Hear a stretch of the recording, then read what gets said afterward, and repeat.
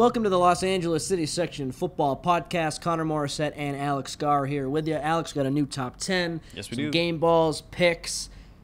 Really crazy week in the City Section. We saw the first week it was really dismal from City Section teams, but this week we saw a few more victories, and a lot of teams are off to a better start than they were just a week ago. Yeah, we've got a new top 10, a couple of new teams making a jump, couple guys moving up. I think before we launch into it, we should talk a little bit about how we choose these, what's our reasoning for this top 10. For us, it's a combo of what have you done lately, what's been the play for the last couple of weeks, and a combo of overall talent. Because we know, obviously, Narbonne, we think they're the best team. Yes, they're 0-2, but I think anybody could look at that team and say they've got the most overall talent. And then 1 through 10, it's just a combo from there. You know, you got a team like Garfield will sneak in this week. Reseda comes in at 10, so it's a combo of hot play, but also they've got some really good athletes, and I think that's reflected in our top 10. And then one team who isn't in the top 10 this week, but they're on our radar, Palisades has gotten off to a strong start, but they don't really play anyone of meaning until Southgate. Remember, Southgate beat Banning after getting destroyed by Eagle Rock, so Banning kind of drops out a little bit. And as you mentioned, though, Reseda is number 10. They're 2-0. They come off of a big win over El Camino Real, 29-28. And I want to give myself credit for 1 second. Remember last week when I said that El Camino Real game would kind of be like the Venice one last year, come down to the final play, really close. You called it. And that's what ended up happening for Reseda. They have big-time talent in the Philly Freak, Alonzo Gray Hall, but their offense is doing really well. They got a good sophomore quarterback, so they get in at number 10. Not sure if they can win the or get into the Open Division, because I think there's going to be one team from that Valley Mission League, and it's probably going to be San Fernando. So if Reseda can beat them, they'll have a chance.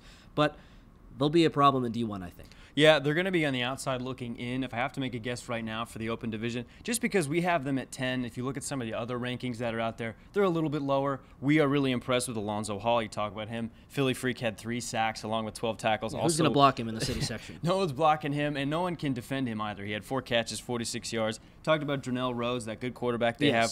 Dual threat. He was 9 of 18, little inefficient, but 191 yards, a touchdown, had 10 carries, 33 yards, a rushing touchdown. So the kid's a little dynamic. I think they're going to roll through some of their league games, but it's going to be tough. I think they need that statement win against San Fernando to make that leap into the Open. Yeah, and that game will come on September 21st. They play at Marshall next. That's a game I will be at. That's a 3 o'clock kickoff on Thursday, so that's tomorrow.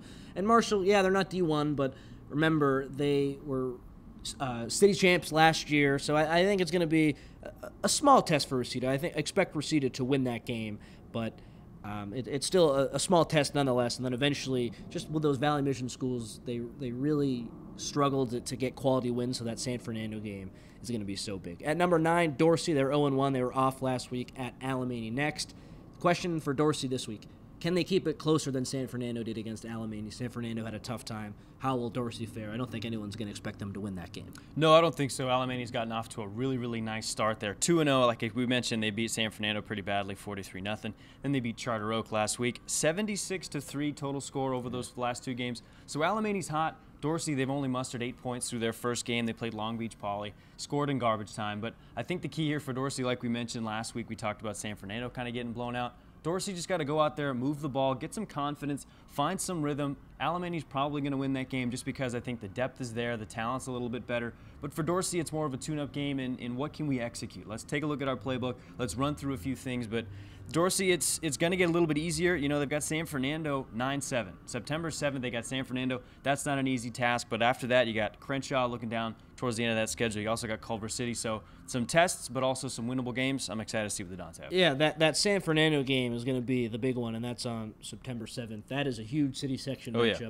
And that's one of those City Section games that we all knew that it would have Open Division implications. I think the winner of that game will be firmly in, and the loser will have some work to do. Say Dorsey loses that one, and then eventually they'll play Crenshaw, and that's the last game of the year. Say they lose that one as well. No way they're in. They'll have to beat Crenshaw and maybe hope for some help as well. That San Fernando game, it's going to be huge. Yeah, it's also the San Fernando's home opener. They're off this week, and then, they got the home opener. School's been in session for 3 weeks. Kids are starting to hear about this football game. It's going to be a big one. Expect those stands to be packed. I'm really excited for that one. So at 8, we have Garfield, and that's a team I've struggled to get a read on. They've dominated. They beat Sure last week, 41-0. But remember, Sure is in a bit of trouble with the Southern Section. They have 9 transfers who that people don't really know. Are they eligible? Are they not? Right now, they're not. We're still waiting on a ruling for that. So imagine if 9, probably pretty good players if they're transferring in, weren't able to play. You'd expect Garfield to win. And they won their first game as well. So they've beaten 2 Southern Section opponents. the thing with Garfield, they can run the ball. Peter Jason Garcia has been incredible this year. He's over 300 yards last game. I have questions about their quarterback play. I know they just shut out Sure. I also have questions about their defense when they play better teams. Right now they're at 8, but they still have a little bit to prove to me. They've gotten off to a great start, though. There's no denying that. Yeah, I think their defense, they got Andrew Hernandez. I want to give that kid a shout-out. Had 7 tackles, 2 sacks, and 2 interceptions in that win against Sure. So that's pretty good. That's pretty good, and they've outscored opponents 69-7 in those 2 games, so things are rolling quickly here for Garfield. But as you mentioned, they got Crenshaw on September 7th. Then they have Southgate, October 12th, and Roosevelt, the battle for East LA on 10/26. Those are huge games. They'll want to get revenge against Southgate. I was at that game last year. Garfield was comfortably in the lead, and the next thing you know, they lose 49-48. Ernie Arcia had a great day passing for Southgate. My phone died. I was tweeting so much from that one. It was an incredible one to take in. So Garfield's going to want to get revenge in that one. One other point with them, they play Crenshaw. You mentioned Roosevelt. They play Southgate. I think those are all winnable games for the Bulldogs. And we mentioned Eagle Rock. Can they go undefeated? I think Garfield has a shot to go undefeated. Obviously, that's really tough. You got to bring it every week. But I don't see one game on there where it's like, okay, that's the one they're going to lose. I think they have a good shot to do that. And just one other thing I want to shout out, the Garfield coach scheduling. That's how you want to do it. You don't want to schedule some powerhouse Southern Section teams and get your doors blown off. You want to schedule Southern Section opponents that you have a chance to beat. So I think Carson and St. Petersburg do a good job with that. I think Garfield has as well. But we've seen a bunch of other city section teams kind of overschedule a little bit, and it hurts them. Yeah, a stumbling block here for the Bulldogs might be Salesian this week. Salesian's got a pretty decent defense, but their offense has really struggled to score points. If Garfield can get the running game going, expect them to kind of roll over the Mustangs down there. But as you mentioned, those games, what's going to prevent them from an undefeated season? Southgate and Roosevelt, because that's towards the end of the season. And if Southgate, Roosevelt, maybe they haven't played as well as they would like to early on, although Southgate did beat Banning. This is going to be one of those big games. Everybody's going to show up. I'm really excited to see what those two teams do, and we'll see. Roosevelt has a coaching change. I wouldn't totally be as scared of them as Southgate. I think Southgate's the one on the schedule to watch out for. At 7, we have Fairfax. They got their doors blown off against Loyola, 51-7, kind of as expected. So the next 2 games for Fairfax, though, these are going to be huge. Against Crenshaw at home and then at Eagle Rock. You want to make the Open Division, you win those 2 games. That's simple. Yeah, you kind of have to. Crenshaw, I know we've talked about them before. They're a little bit down. It's a tough thing out there for Crenshaw. It's a really historic program. Maybe the most storied program in all of LA City. I mean, Manual Arts has the most titles. Narbonne's won recently, but Crenshaw, there's something about Crenshaw that just kind of captures the minds of a lot of LA City section fans. You got NFL players, all over the NFL. You got Brandon Mebane, all kinds of guys out there, and it's tough to watch a team and fans that expect more for a Crenshaw team. And for Fairfax, there's some good in that Loyola loss. They did get blown out 51-7. Scott Harris was 11 of 16, 147 yards and a touchdown. No interceptions, so maybe, things just kind of, he needs a little more time. But they got busted by the big play. They gave up a 40-yard touchdown pass, a 50-yard touchdown run, 40-yard pass, and a 72-yard kick return touchdown. So the key here, limit the big plays, kind of tighten up there on defense. Crenshaw and Eagle Rock, those are huge games. I'll be at the Crenshaw-Fairfax game tomorrow night. I expect Fairfax to win that one because, like we said, Crenshaw, the historic program, a little bit down right now, but Fairfax, I think, like you mentioned, if they want to get into Open, they got to win those games. So questions about the Fairfax defense, and then quickly on to Crenshaw for 1 second. They won a state championship last season, and they graduated a lot of guys. So a lot of people are saying, why are they so low? What's going on with Crenshaw? They just had a bunch of players graduate, and remember, they took in a lot of LA High senior transfers last year, Isaiah Johnson, Solomon Hassan, and 2 great quarterback, running back combination. Sometimes teams, they just go through, it's kind of cyclical a little bit. You graduate your best players, and you got to rebuild. I think Crenshaw's going to rebuild this year. It's as simple as that. I know enrollment numbers are down overall over there, but they got a great coach in Coach Robert Garrett. I wouldn't expect them to be down for too long, but I think this season it's going to be a struggle for them. At number 6, Eagle Rock, 2-0, one of only 2 undefeated teams along with Garfield in our top 10. They rolled over Arleta last week, 53-14, at Bell next. That won't really be a challenge, but they're one challenge coming up on the schedule. It's September 7th against Fairfax. They win that game. They're got a chance to go undefeated as well. Yeah, but then they also have Franklin. And don't overlook Franklin. Alfred Bobadilla down there, October 19th. That could be the Northern League Championship game. If there is a stumbling block after Fairfax here for Eagle Rock, it's definitely Franklin. I might pick Eagle Rock in this game upcoming against Fairfax just because Eagle Rock, as we mentioned, they blew out Arleta 53-14. Fairfax is yet to really get their offense moving. If Eagle Rock is playing hot, Fairfax is yet to kind of put some things together.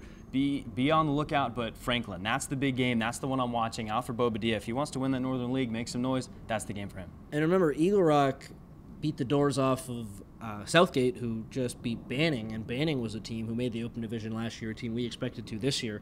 They've fallen off a little bit, so I think that win over Southgate for Eagle Rock, that's a very big one, a big resume builder.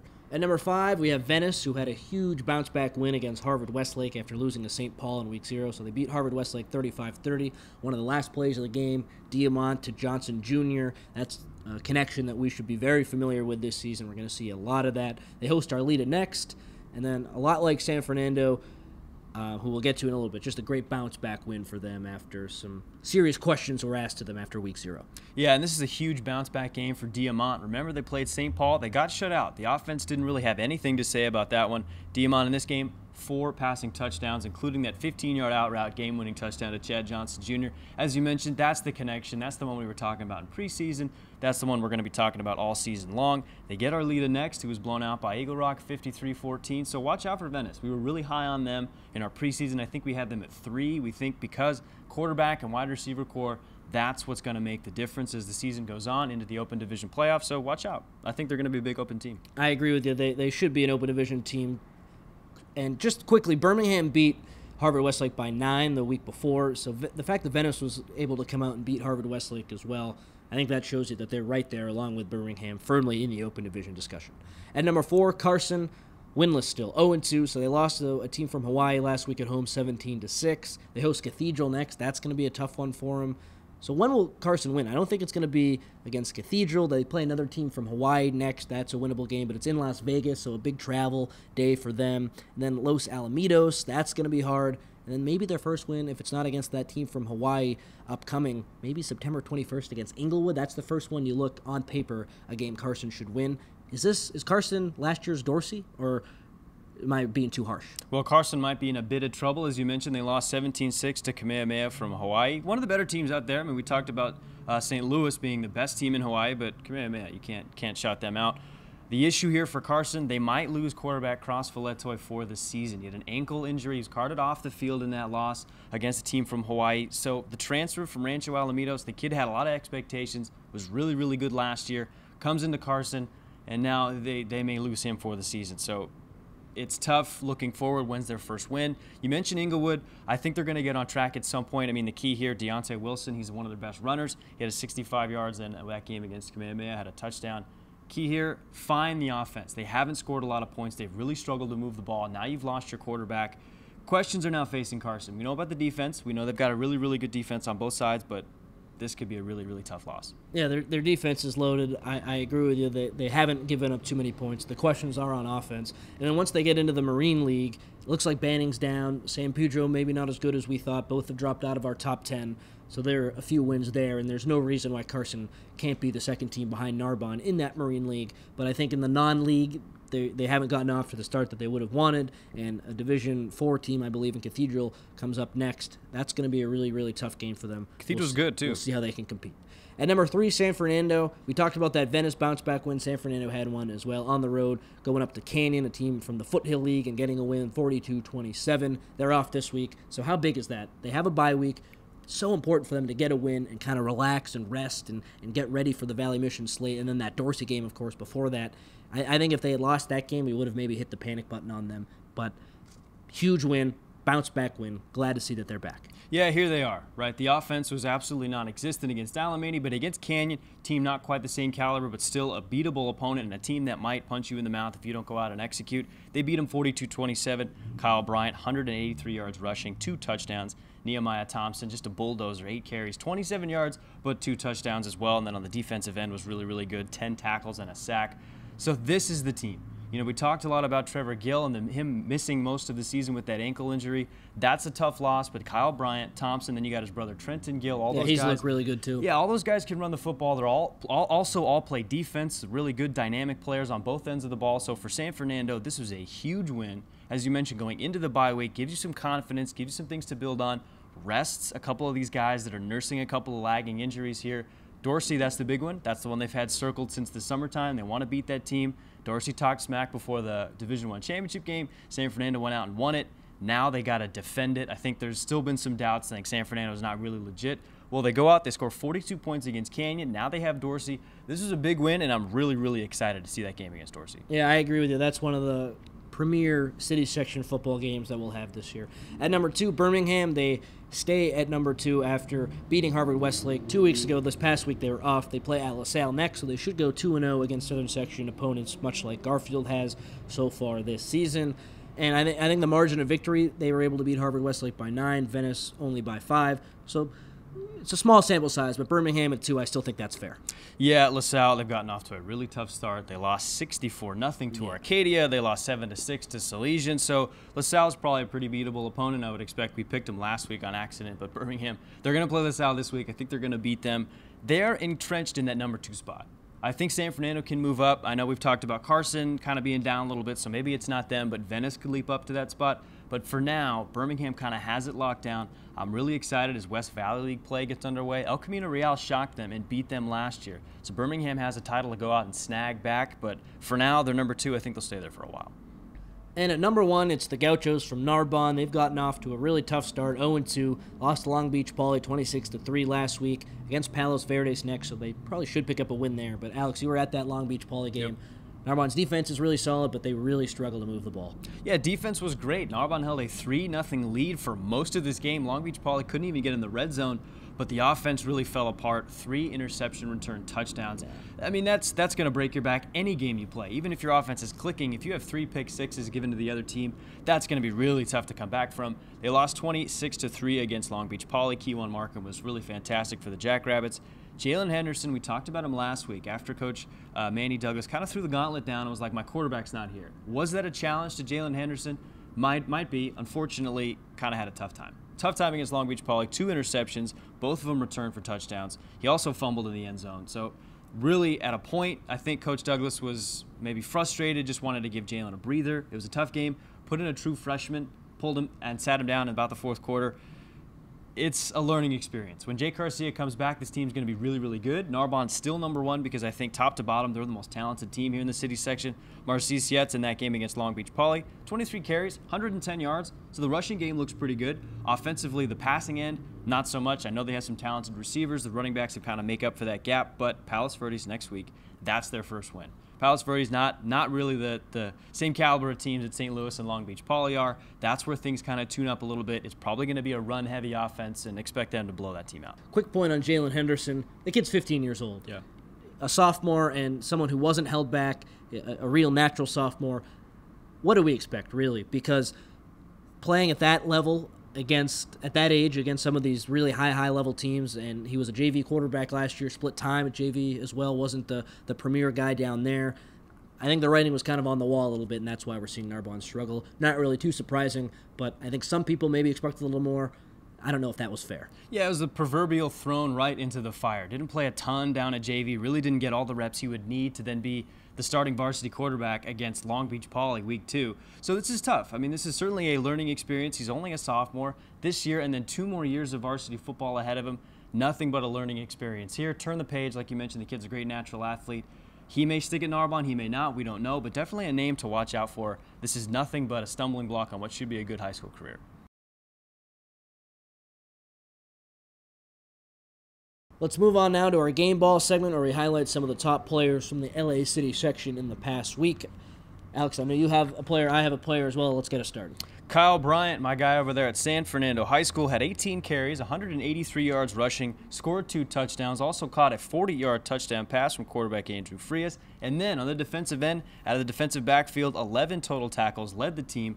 This kid, he's one of the big pieces here for San Fernando, kind of nursing a leg injury last week against Alamany. Didn't really get off to a great start, but here he is, fully healthy, ran all over Canyon. The kid's got offers from Eastern Washington and Dixie State. So really excited to see what Kyle Bryant has the rest of the year. He's kind of the feature back right now there for San Fernando as Trevor Gill's out. KB, my man, you get my game ball. He's earned those offers, that's for sure. He's been great so far this season.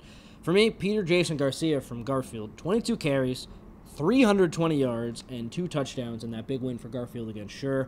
It doesn't really get much better than that. No. He has been awesome for Garfield so far this season. We'll see if he can continue that pace, because if he can, somehow Garfield has a chance to be undefeated. I've been really impressed with him. I'm excited to see what Garfield does this year. Remember, I talked a little bit earlier about Garfield struggling to throw the ball. Well, you don't really need to throw the ball if you have a guy like that who's can rush for 300 yards in a game. So Peter Jason Garcia gets the game ball from me this week. Let's move now over to our picks. Got 3 games on the slate, and Alex, if you want to pick a few more after, yeah, why not? I'm happy to do that. So we kind of already tipped this one a little bit, but Narbonne hosts PV, and I think we both have Narbonne in that game. Yeah, Narbonne by a couple of scores. I think this is where we're going to see Jawan Collins rip off some big runs. Marcy Sietz had a good 100-yard game against Long Beach Poly. I think he has a big game. I wouldn't imagine that they're going to throw the ball a whole lot. They want to get the running game kind of tuned up and really work through some of those kinks. I think they win by a couple of touchdowns here pretty easily.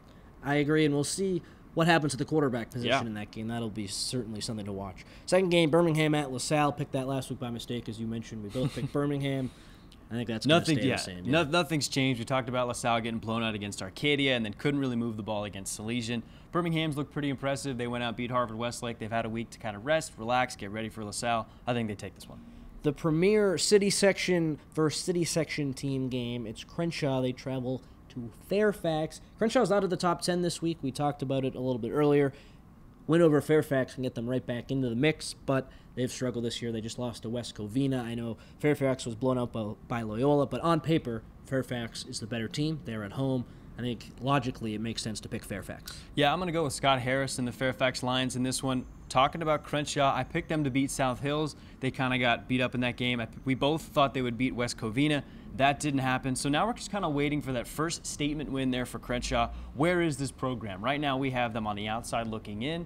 Maybe they're number 11 or 12 on just out of our top 10. I think Max Preps and Cal Preps, they're right there at 11. So the key here for Crenshaw is find that team, find that balance. If you beat Fairfax, that's that statement win. Maybe Fairfax drops out of the top 10 and Crenshaw jumps right back in where everybody expects them to be. But as for right now, what I've seen in those first 2 games, it's just a little concerning. They haven't really scored a lot of points. They've had trouble moving the football. They turn the ball over. Fairfax got blown out against Loyola, but they got a good quarterback, and for that reason, I'm picking Fairfax. A few other games you want to discuss? Yeah, I also ECR and Sylmar. We talked about El Camino losing against Reseda. Really kind of a heartbreaker. El Camino outplayed them for a good portion of that game, and then, you know, the talent there at Reseda just kind of took over. They won in the 4th quarter. El Camino and Sylmar, I'm taking El Camino in that one. I think they really kind of bring everything together. They get that win that they most desperately want to get, so I'm picking the Conquistadors in that one. Yeah, I agree. I just think El Camino Real is just a bit better than Sylmar. They were last year. I think the same thing applies this season.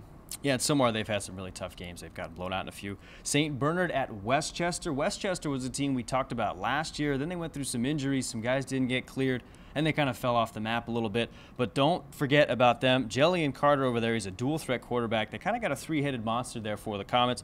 Carter, Trey Samuel, and Nathaniel Adams make up a really, really good rushing attack. They get St. Bernard this weekend. I'm really excited to see the Comets because we haven't talked a lot about them. People are saying, what about Westchester? Can we get some love? Well, here you go. You go beat a decent St. Bernard team, although they're kind of down in the divisions. You beat that team. You make some noise, that Western League. They could take that title. Watch out, Palisades. I'm not taking my eyes off Westchester. All right, and then Venice and Fairfax as well. It's a tough league, one of the tougher ones in the city section up there with the Marine League, but Westchester, that's a good primer for them. And Granada Hills at Palisades. We just got done talking about Pali. Maybe Venice takes that title, but also Palisades. You got Westchester kind of on the outside looking in.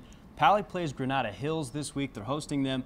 Granada Hills got blown out against Oxnard a couple of weeks ago. I think Pali starts 3-0 for the 2nd straight season. They've outscored opponents 60-8. They beat Cleveland. They beat Sylmar. I think Pali, we're going to see them. They're going to beat Granada Hills. They're going to leap into our top 10. I'm excited. Pali, I agree. And finally, Garfield at Salesian. We've kind of tipped this one as well. We talked a lot about Garfield. Peter Jason Garcia. Is he legit? If they run all over a pretty decent Salesian defense, I think we can say that they are. For now, I'm picking the Bulldogs, and watch out, man. I know we've talked at some of the open teams. We've got a lot of teams that we expect to make that jump into the 8.